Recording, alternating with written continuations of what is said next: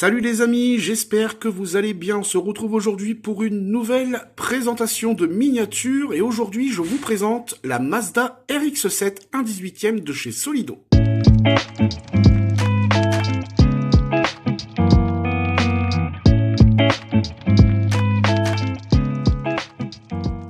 Donc aujourd'hui on va s'intéresser à cette voiture, une magnifique voiture à l'échelle 1/18e de chez Solido. J'ai nommé la Mazda RX-7 FD-RS de 1994 à l'échelle 1/18e de chez Solido. C'est une de mes premières voitures japonaises qui est entrée dans ma collection. Donc j'ai beaucoup de plaisir à vous la présenter aujourd'hui. Vous allez voir qu'elle est quand même plutôt bien faite. Donc on va commencer par l'historique. La Mazda RX-7 est un coupé sport à moteur rotatif qui était à la base conçu pour concurrencer la Datsun Z, la Porsche 924 et la Nissan Skyline de la même époque. Elle sera dotée d'un moteur pas trop puissant, mais qui affichera des performances remarquables. Les RX-7 ont commencé à être produites en 1978 jusqu'à 2002. On est là ici sur une version plus récente que les années 70. Forcément, on le remarque tout de suite. Donc, on va s'intéresser tout de suite aux détails.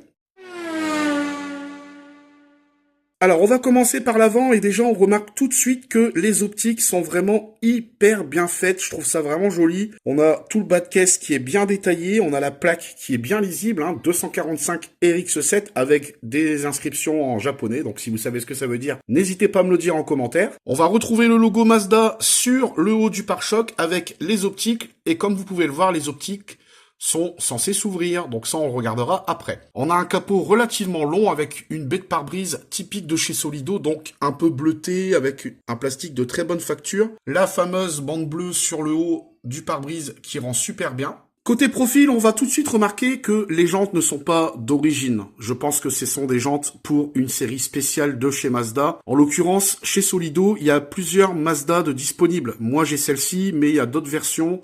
Je crois qu'il doit y avoir une version originale avec les jantes d'origine et une version, je crois que c'est Street Fighter si je dis pas de bêtises. Bah bon, après ça je me suis pas trop renseigné, je suis vraiment désolé. En tout cas, moi j'ai une version qui rend plutôt bien avec ces belles jantes dorées, on dirait un petit peu la RX-7 de Fast and Furious. Donc comme vous pouvez le remarquer, les jantes sont super bien détaillées, on a du chrome au contour, du doré au milieu, on a aussi le centre de roue qui a une petite inscription et les écrous de jantes qui sont peints aussi. On remarquera également le clignotant dans l'aile et une aération, des rétroviseurs plutôt sympas, la poignée de porte bien détaillée aussi au niveau du haut de la portière, plutôt jolie, une voiture qui a les vitres fermées. À l'arrière, on va retrouver la trappe à essence et pareil, une petite lampe et on voit un petit peu le fameux aileron de la RX-7 qui rend super bien aussi, franchement, je trouve joli. À l'arrière, on va retrouver le sigle Mazda avec le RX-7, double sortie d'échappement, les phares arrière, donc toutes les optiques arrière en noir. Quand vous prenez une lampe de poche qui éclaire assez fort, vous avez accès à l'intérieur qui est lui aussi détaillé. Et ça, c'est une bonne nouvelle. On a aussi la vitre arrière qui est bien arrondie avec son essuie-glace, il n'y a aucun manque. On a aussi la petite antenne. Alors, moi je l'ai eu neuve emballée. Je sais pas s'il y avait une antenne à la base. Alors, je sais pas si elle était levée ou si elle était baissée comme ici sur la vidéo. Pareil, si vous savez, n'hésitez pas à me le dire en commentaire. On remarquera également que dans les rétroviseurs, on a les miroirs. Et ça, pour du détail, c'est tout ce qu'on demande. Et on voit un petit peu au travers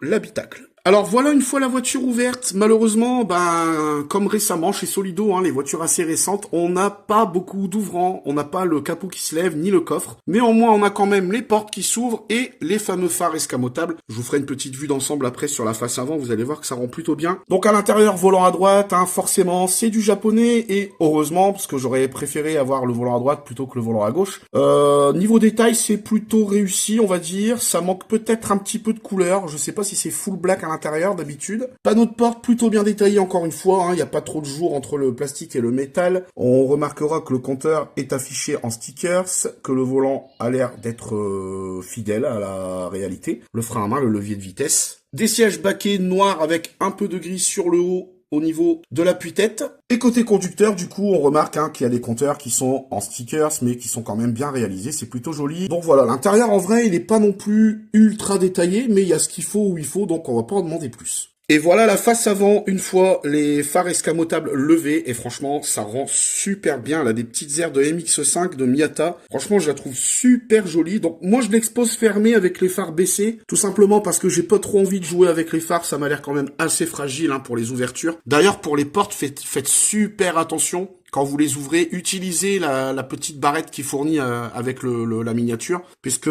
certains ont tendance à ouvrir avec les rétroviseurs, et à force de jouer avec les rétros, ben qu'est-ce qui se passe? Il y a du jeu, ça finit par péter. Donc faites super gaffe quand vous ouvrez, c'est assez fragile, les portes sont assez dures à ouvrir, ça s'ouvre pas trop facilement. Donc ça c'est le seul conseil que je peux vous donner. Mis à part ça, franchement, niveau des tailles, la voiture c'est quand même réussi, hein, elle est super belle. Niveau taille, c'est pas trop gros, je pensais que ça allait être un petit peu plus gros que ça, mais finalement non, c'est de bonne taille quand même, mais c'est pas non plus énorme.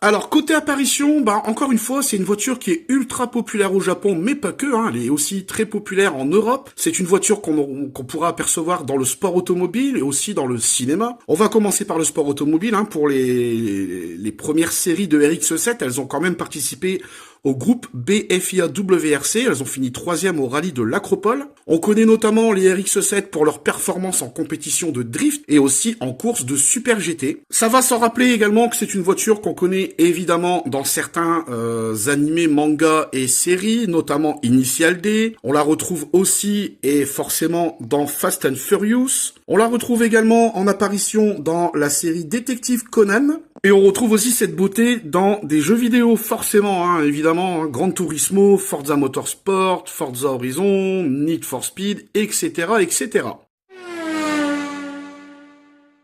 Allez, on va passer à la note, les amis, et franchement, rien à dire c'est une voiture neuve, de toute façon, donc il n'y a pas grand-chose à lui retirer comme point. On va commencer par l'état. Alors, l'état de la voiture, 10 sur 10, franchement, rien à dire, hein, une voiture qui sort de boîte, qui est arrivée très récemment dans ma collection et qui ne bouge pas de son étagère, donc franchement, 10 sur 10, c'est ce qu'elle mérite. Pour les détails, je lui donne la note de 9 sur 10. Ça aurait pu être un full 10 sur 10 si ça avait été un petit peu plus précis sur l'habitacle. Mais bon, après, quand on regarde le reste, hein, les détails des jantes, les phares, les optiques, la vitrerie, enfin tout ça, franchement 9 sur 10, c'est une très très bonne note. Pour les prix, alors d'occasion, je pense que si vous avez pas de chance, il vaut mieux acheter neuf. Puisque d'occasion, c'est des voitures qu'on trouve aux alentours de 40 à 60 euros, voire plus.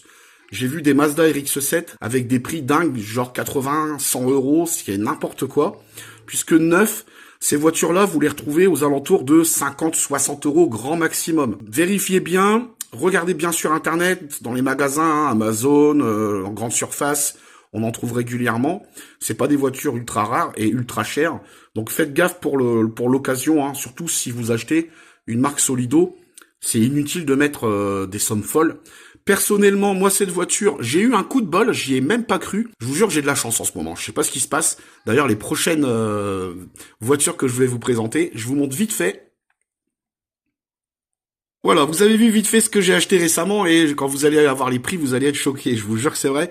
La Mazda RX-7, je l'ai payé 25 euros, frais de port compris sur Vinted. Je pensais à une blague. Je pensais vraiment à une blague. Et non, j'ai reçu la voiture en boîte, scellée, à 25 balles. Franchement, j'ai été étonné. Et du coup, voilà, j'étais quand même assez content. Je pensais pas en acheter une tout de suite quand je voyais les prix, mais là, j'ai eu de la chance. Donc, si vous avez de la chance, vous pouvez en trouver une pas trop chère. Pour la rareté, bon, bah, c'est une voiture populaire, on la trouve un peu partout. Il y a beaucoup de fans de miniatures japonaises. 3 sur 10 pour la rareté, voilà, c'est pas une voiture rare, c'est pas une voiture impossible à trouver. C'est encore une voiture qui est commercialisée en grande surface, etc. Donc, voilà les amis, j'espère que cette vidéo vous a plu. Si c'est le cas, n'hésitez pas à laisser le petit like qui fait toujours plaisir, à laisser un petit commentaire pour me dire ce que vous en pensez. Si vous en possédez une, de chez Solido ou d'ailleurs, histoire de comparer. Et puis, si le contenu vous plaît, n'hésitez pas à vous abonner, c'est gratuit et ça me fait plaisir. Je vous retrouve bientôt pour une prochaine vidéo. C'était Sebi. Ciao ciao les félix, bye bye. Ciao ciao.